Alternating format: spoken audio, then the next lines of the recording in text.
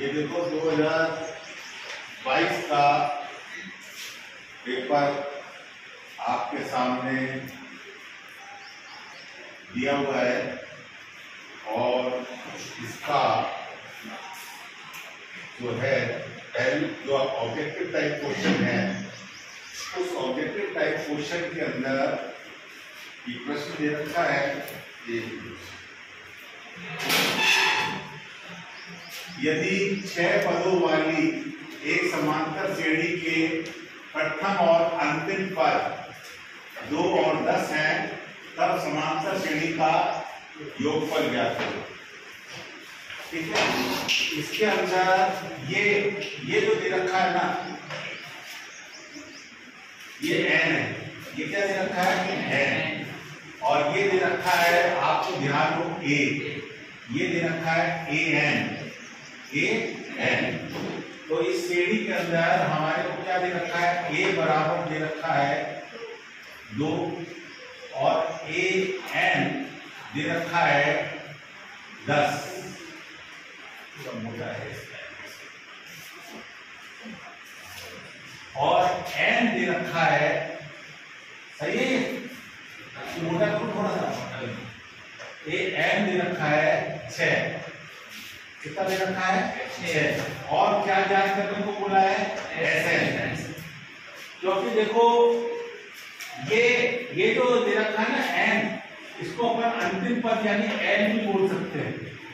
देखा ना अंतिम पद, ये प्रथम पद हो गया और ये क्या हो गया अंतिम पद। अपन इसको काट के अंतिम पद भी लिख देते हैं इसको।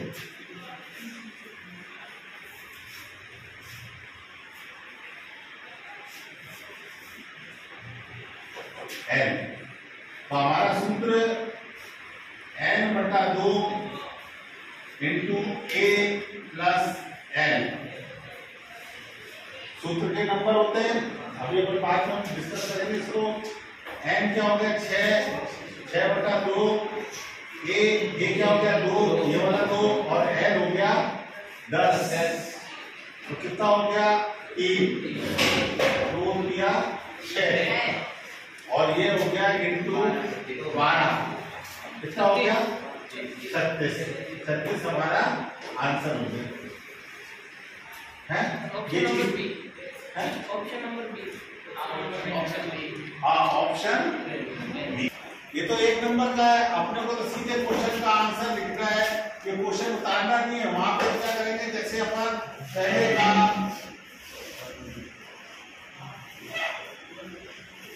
वहां तो अपने को डायरेक्ट ही इसका क्या करना है, आंसर लिखना है इसका ब, और बा के बाद मैंने क्या बताया था, क्या लिखना है 36 भी लिखना है। आपको 36 भी लिखोगे तो कई बार गड़बड़ हो जाता है, तो सीधे आपको आंसर लिखना है। इसमें कोई ये जो कार्य किया है ना मैंने, ये सारा रफ कार्य है। ये क्या है, रफ कार्य है। ये आप करेंगे तभी आप प्रश्न को हल कर सकेंगे, नहीं तो मेरी तो इच्छा करती है बेहतर को सही कर दूं, ऐसे नहीं करना है। और इसको रफ कार्य को काट करके इसको काट दो, लास्ट में आप इसको लाइन से काट दो। और मैंने क्या बताया, आप पेंसिल का इस्तेमाल करो, रफ कार्य का पेंसिल इस्तेमाल करो, काट दो तो गंदा भी दिखाई नहीं देगा। ठीक है, ये हो गया आपका प्रश्न। आगे बढ़े।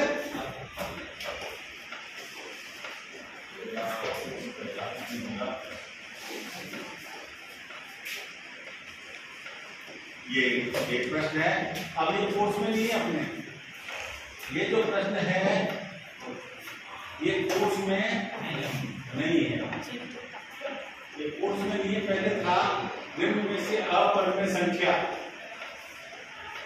तो देखो बेटा, ये वाली संख्या परिमेय है,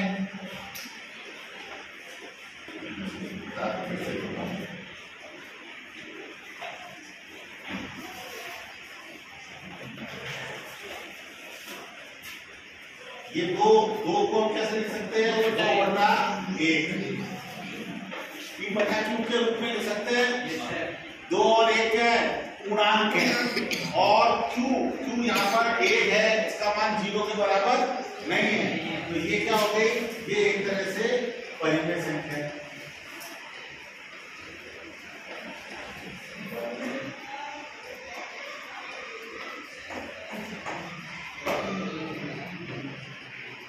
अब ये देखिए, ये वाला ये कैसा है?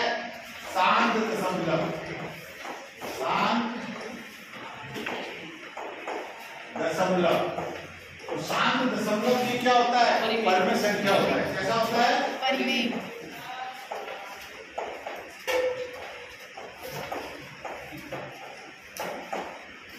तो ये वाला उत्तर नहीं होगा, ये वाला उत्तर नहीं होगा। इसके बाद करें तो ये कैसे है?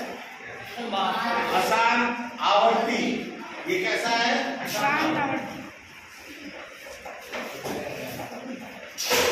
अशांत आवर्ती, और अशांत आवर्ती भी कैसा होता है? परिमेय। P बटा Q के रूप में लिखना हमने सिखाया था इसको। तो ये भी क्या हो गया? ये भी हमारा परिमेय संख्या है। किया एलिमिनेट मतलब जो गलत है उनको काट दिया। कई बार क्या होता है? गलत को काट दो तो लास्ट में कौन बचा? यही बचा। तो लास्ट में जो बचा यही सही उत्तर है। तो ये एक तरीका ये भी होता है। हमारे को मान लो सही उत्तर नहीं पता पड़ रहा है, तो जो गलत है ना उनको काटने चले जाओ। उनको काट दोगे तो आपका ये उत्तर आ जाएगा। ये अभी अपन ने करा नहीं है ये टॉपिक अभी अपन ने करा नहीं है। इसको थोड़ा सा छोटा कर लेते हैं। नीचे वाला देख लें हम पर क्या है। अगला पेज देखिए इसको। ये भी क्वेश्चन अब बैठिए। ये त्रिकोणमिति के दोनों त्रिकोणमिति का परिचय रखी है। ये पासे वाला प्रोबेबिलिटी का है। ये भी अपना अभी नहीं है, नेक्स्ट करेगा। ये आ गया देखो क्वेश्चन।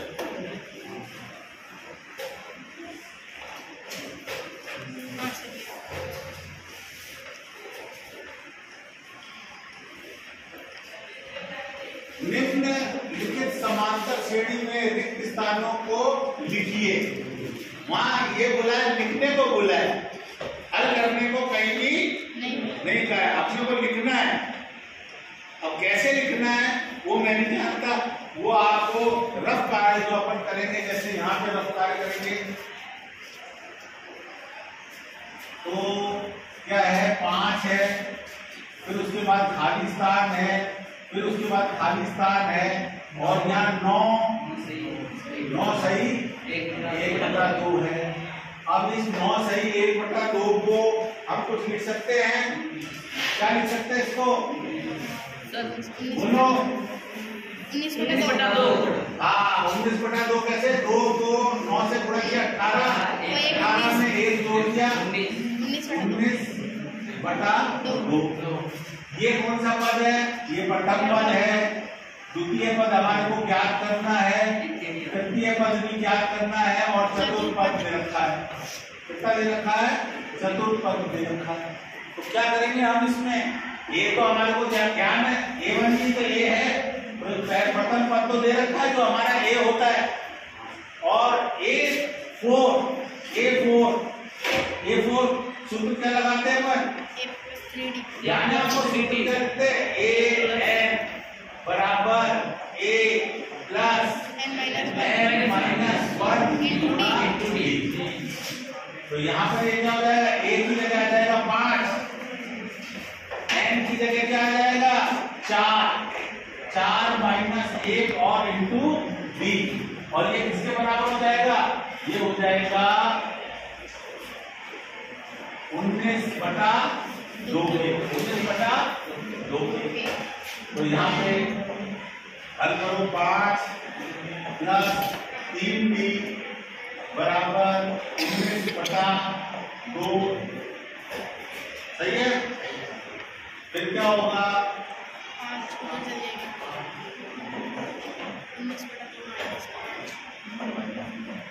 देखो मैं लॉन्ग मेथड भी बता रहा हूँ ताकि दोनों मेथड हो जाए, कोई कब क्या आ जाए कोई भरोसा नहीं। क्या करेंगे हम इसका लघुत्तम लेंगे, 19 आएगा, इधर क्या आएगा आगे 10, तो ये क्या आ गया 3D बराबर आ गया 9/2। तो D का मान कितना आ जाएगा, D का मान आ जाएगा 9/2 और ये 3 से चला जाएगा, कितने से हटेगा 3 से 3/2। D का मान कितना आ गया 3/2 यानी 1.5। क्या हो गया 1.5। अब आपको निकालना है A2 का मतलब क्या होता है, अगर डायरेक्ट देखो A2 होता है A प्लस B आदर्श रूप। तो A कितना है अपना 5 प्लस 3/2 लघुत्तम ले लो 10 प्लस 3 यानी 13/2। और इसको हल करना चाहो तो उसको लिख सकते हैं 6 सही 1/2। तो यहाँ पर हम क्या लिखेंगे, केवल आंसर लिखना है, तो यहाँ पर हम लिखेंगे 6 सही 1/2। क्लियर हुआ। और कर सकते हैं इसको कैसे निकालेंगे, A3 को, A3 का फॉर्मूला क्या रहेगा 5 और 2 D यानी 3/2। 2 से 2 बढ़ गया 7 है। D कितना था आपका 3/2। हाँ 2 से 2 बढ़ गया 8। तो ये कितना आ गया 5 प्लस 3 बराबर 8। तो ये हमारा 8 आ गया। लेकिन ये रफ कार्य हमारे को थोड़ा और, ये तो मैं तुम्हारे को समझाने के हिसाब से कर रहा हूँ, रफ कार्य हमारे को थोड़ा बहुत, ये नहीं बहुत ज्यादा रफ कार्य करना पड़ा है। ये रफ कार्य अपन परीक्षा में कॉपी में पीछे करेंगे और उसको काट देंगे। ये चीज नहीं नजर आ रहा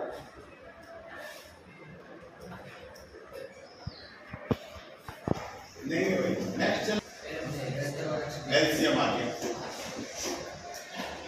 ठीक है। किसका 72 और 120 का एलसीएम निकालने को थोड़ा सा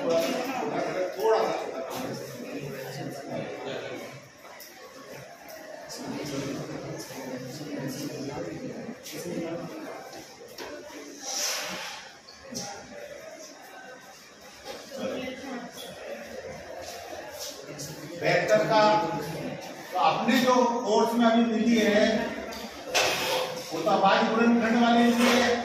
बेहतर में सबसे पहले छोटी अभाज्य संख्या का भाग लगाएंगे, इसका 2 का कितना आएगा 36, 2 का भाग लगाएंगे 36 36, फिर 2 का भाग लगाएंगे वेरी गुड 18, फिर 2 का भाग लगाएंगे 9, 2 का पूरा भाग नहीं जा रहा है, इसके नेक्स्ट अभाज्य संख्या 3 का भाग लगाएंगे 3 बार और 1 का भाग लगाएंगे 1 बार। ये तो अपन ने 72 का निकाल दिया, किसका निकाल दिया 72 का। 120 का और निकालना है अपने को, किसका 2 का ही, तो 2 का भाग लगाया 60, 2 का भाग लगाया 30, 2 का भाग लगाया 15, 2 का नहीं जा रहा है 3 का लगाएगा 5 का भाग लगाएगा 1। तो 120 को हम लिखेंगे 2